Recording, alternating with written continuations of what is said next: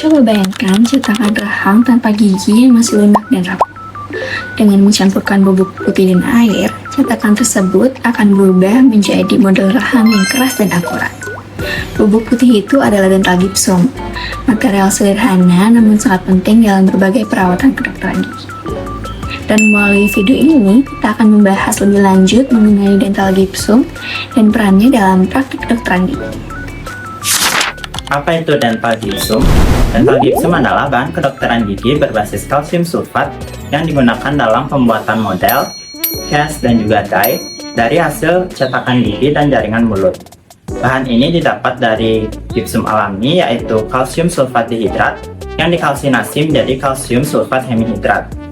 Nah, ketika dicampurkan dengan air, maka akan mengalami proses setting, kemudian akan kembali membentuk kalsium sulfat dihidrat. Dental gipsum ini digunakan karena mampu menyalin detail cetakan dengan baik, serta memiliki ketelitian dimensi yang memadai untuk keperluan klinis dan juga laboratorium. Sekarang saya akan menjelaskan dari mana sih asal dental gipsum. Dental gipsum berasal dari mineral alami gipsum yang secara kimia merupakan kalsium sulfat dihidrat. Mineral ini akan dipanaskan melalui proses kalsinasi untuk menghilangkan sebagian airnya, sehingga terbentuklah kalsium sulfat hemihidrat yang digunakan sebagai bubuk dental gipsum.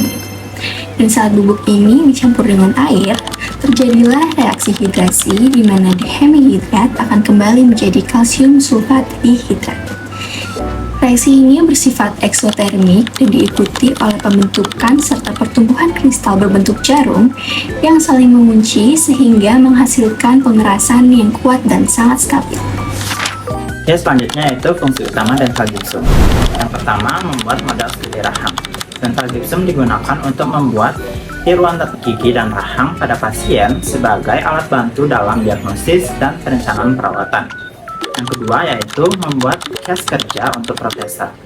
Dental gipsum digunakan sebagai model utama di laboratorium sebagai dasar dalam pembuatan gigi tiruan atau restorasi.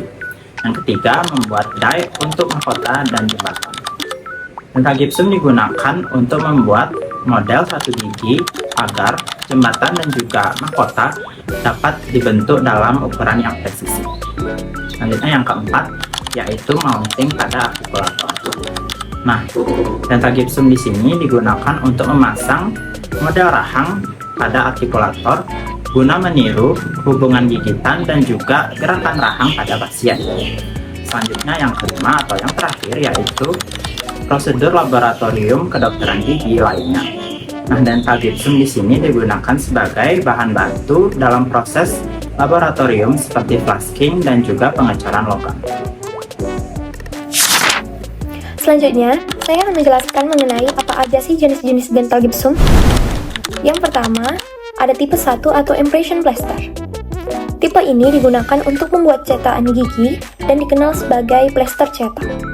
Tipe ini memiliki ekspansi setting yang rendah dan memiliki kekuatan yang cukup untuk membuat cetakan yang presisi. Komposisinya yaitu kalsium sulfat hemihidrat. Walaupun tidak sekuat dengan tipe lainnya, tipe ini cenderung lebih ekonomis dan mudah digunakan. Contoh penggunaannya yaitu dalam pembuatan cetakan untuk gigi tiruan sementara. Selanjutnya ada tipe 2 atau model plaster. Tipe ini dikenal juga sebagai plaster Paris, yang digunakan untuk membuat model studi atau kerja yang tidak membutuhkan detail tinggi. Memiliki kekuatan yang tinggi dibanding tipe 1 tetapi masih relatif rendah. Memiliki komposisi yang masih sama yaitu kalsium sulfat hemihidrat dengan partikel yang lebih halus. Tipe ini digunakan dalam laboratorium gigi untuk model pendidikan atau perencanaan perawatan. Lalu ada tipe 3 atau dental stone. Tipe ini digunakan untuk model kerja yang membutuhkan detail dan kekuatan lebih baik. Tipe ini memiliki struktur kristal yang padat dan kuat. Untuk komposisinya yaitu kalsium sulfat hemihidrat yang diproses dengan tekanan dan suhu yang tinggi. Contoh pembuatannya yaitu dalam proses pembuatan model untuk gigi tiruan lengkap atau sebagian. Baik, saya akan melanjutkan ke dental gipsum tipe 4 yang dikenal sebagai high strength low expansion. Gipsum tipe 4 ini digunakan untuk pembuatan die pada pekerjaan presisi, seperti mahkota, jembatan, inlay, dan onlay. Karakteristik utamanya adalah kekuatan yang sangat tinggi, sehingga dia tidak mudah rusak selama proses trimming dan manipulasi. Selain itu, ekspansi settingnya kecil, sehingga perubahan dimensi minimal dan hasil model tetap akurat. Karena kombinasi antara sangat akurat dan ekspansi yang rendah, Gibson tipe 4 ini sangat cocok untuk pekerjaan restorasi yang menuntut ketepatan dan presisi tinggi. Dan yang terakhir ada Dental Gypsum tipe 5 yang disebut sebagai High Strength High Expansion. Gypsum ini digunakan untuk proses casting logam terutama pada kasus yang membutuhkan kompensasi terhadap penyusutan logam selama pengecoran. Tipe ini memiliki kekuatan yang paling tinggi di antara dental gypsum lainnya, sehingga mampu menahan tekanan selama proses casting. Selain itu, ekspansi settingnya lebih tinggi dibandingkan tipe 4. Ekspansi ini berfungsi untuk mengimbangi penyusutan logam, khususnya pada base metal. Nah, di sini kita akan menjelaskan tentang beberapa sifat dental gypsum yang penting untuk kita perhatikan karena sangat berpengaruh terhadap hasil model yang akan kita hasilkan nanti. Sifat yang pertama yaitu adalah setting time. Nah, setting time ini merupakan jangka waktu dari gypsum ini cair hingga ia mengeras.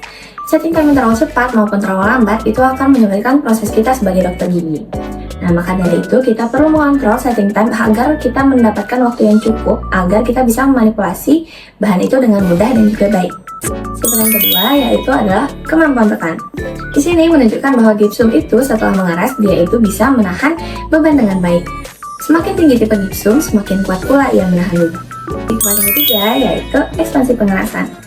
Jadi ekspansi pengerasan ini merupakan pertambahan dimensi saat gypsum ini sudah mengeras. Ekspansi ini penting karena ia mengompensasi penyusutan bahan restorasi. Namun ekspansi ini harus dikontrol karena apabila berlebihan dia akan mengurangi akurasi model yang sudah kita buat. Selanjutnya yaitu kelaratan dalam air.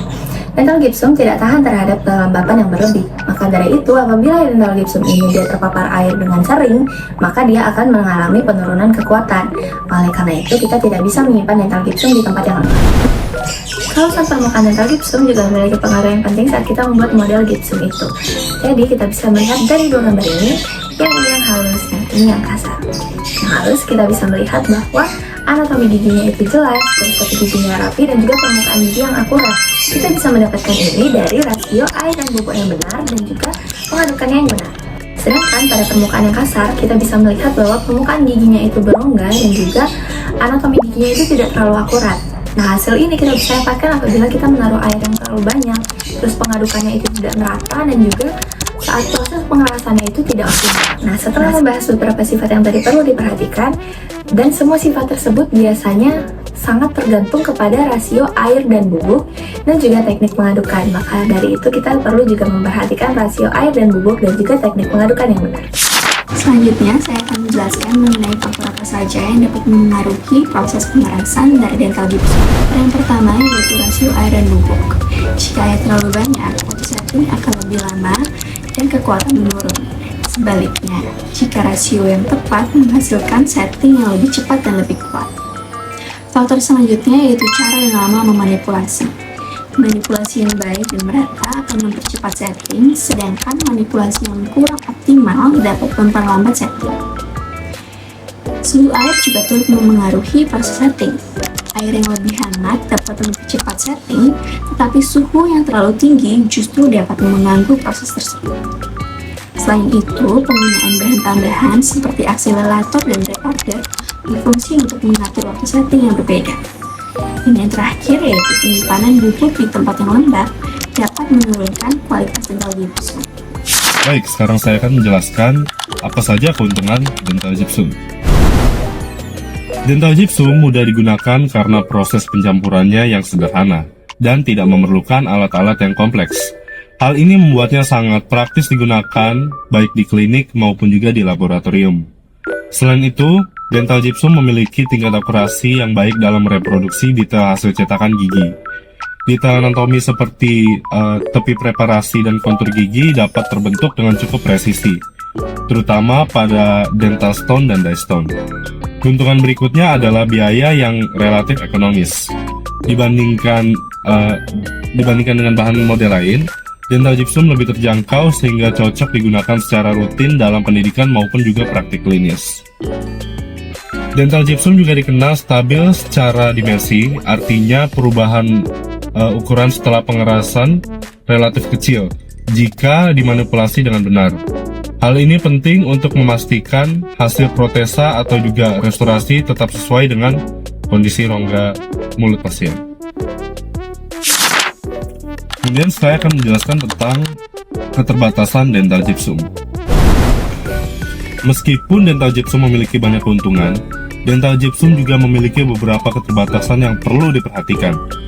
Dental gypsum itu bersifat rapuh terhadap gaya tarik dan benturan. Meskipun kuat terhadap tekanan, bahan ini mudah retak atau patah jika terjatuh atau menerima gaya yang tidak sesuai. Selain itu, dental gypsum tidak tahan terhadap air. Kontak dengan air atau kelembapan berlebih dapat menurunkan kekuatan dan merusak permukaan model, terutama jika perendaman dilakukan dalam waktu yang lama.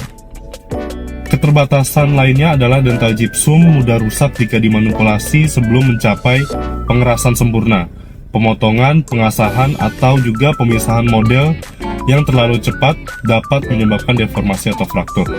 Oleh karena itu, meskipun dental gypsum sangat bermanfaat, penggunaannya harus disertai dengan teknik dan manipulasi yang benar, dan juga waktu pengerasan yang cukup.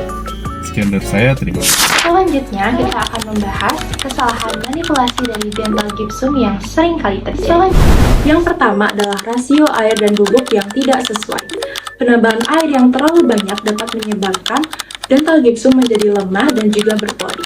Sedangkan penambahan air yang terlalu sedikit juga dapat menyebabkan adonan menjadi lebih kental dan juga menimbulkan gelembung.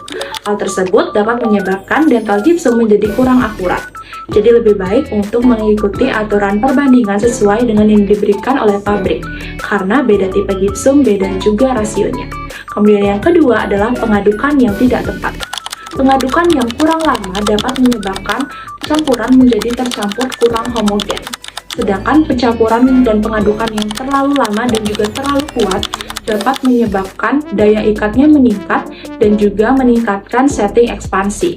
Jadi lebih baik untuk mengaduk dengan kekuatan yang stabil dan dengan kurun waktu 45-60 detik menggunakan rubber ball. Dan yang ketiga adalah menambahkan air setelah adonan mengeras. Penambahan air setelah adonan mengeras dapat menyebabkan adonan menjadi tetap mengeras, tetapi menjadi lebih lemah dan juga lebih mudah patah. Jadi lebih baik untuk tidak menambahkan air setelah dental gypsum mulai mengeras karena dapat mempengaruhi konsentrasi dari dental gypsum itu sendiri. Kemudian yang keempat adalah penggunaan vibrator yang salah. Getaran yang terlalu kuat dari vibrator dan juga penuangan yang tidak dengan satu sisi dapat menyebabkan gelembung terperangkap pada permukaan, sehingga dapat menimbulkan nodul dan juga detail dari anatomi menjadi menghilang. Jadi, lebih baik untuk melakukan penuangan dari satu sisi dan juga beri getaran yang ringan serta stabil agar nanti udara bisa keluar dari atas. Kemudian yang kelima adalah melepaskan model sebelum setting sempurna. Pelepasan model sebelum final setting itu dapat menyebabkan model mudah retak dan juga mudah berubah bentuk. Hal tersebut karena gypsum menjadi lemah sebelum dia fase kering. Jadi alangkah lebih baik untuk membiarkan dental gypsum itu sampai kering dan mengeras dalam kurun waktu 45-60 menit dan biarkan lebih stabil jika dia sudah dalam situasi yang benar-benar kering. Kemudian yang keenam adalah penyimpanan bubuk gypsum yang tidak benar. Penyimpanan bubuk gypsum pada udara yang lembab dan juga pada situasi yang terbuka dapat menyebabkan gypsum menyerap air dari udara, sehingga dapat mempengaruhi daya ikat dan juga meningkatkan setting ekspansi dan menurunkan kekuatan dari gypsum itu sendiri. Jadi, lebih baik untuk membiarkan dental gypsum pada situasi yang kering dan juga tertutup, serta hindari dari udara yang lembab.